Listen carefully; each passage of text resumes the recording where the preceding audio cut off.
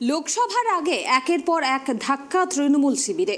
বুধবার রাজ্যের শাসক দল ছেড়ে বিজেপিতে যোগ দিয়েছেন বরাহনগরের প্রাক্তন তৃণমূল বিধায়ক তাপস রায়। অন্যদিকে আজ সরকারিভাবে পদ্ম শিবিরে যোগ দিলেন কলকাতা হাইকোর্টের প্রাক্তন বিচারপতি অভিজিৎ গঙ্গোপাধ্যায়।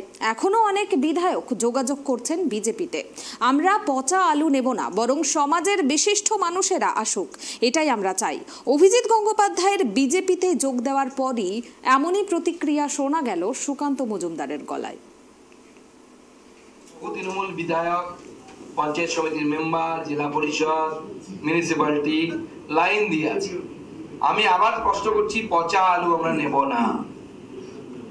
এবং আমরা এরকম বেছে বেছে সমাজের বিশিষ্ট জন, এই মুহূর্তে আমরা কোনো বিধায়ককে জয়েন করাচ্ছি না। আপাতত আমরা সমাজের বিশিষ্ট জন, এবং আমি আহ্বান করছি, বারবার আহ্বান করছি, সমাজের বিশিষ্ট জনরা আসুন, নরেন্দ্র মোদীর হাত ধরুন, এক মহান স্বপ্ন নিয়ে আমরা এগোচ্ছি, এই জার্নির অংশীদার হন।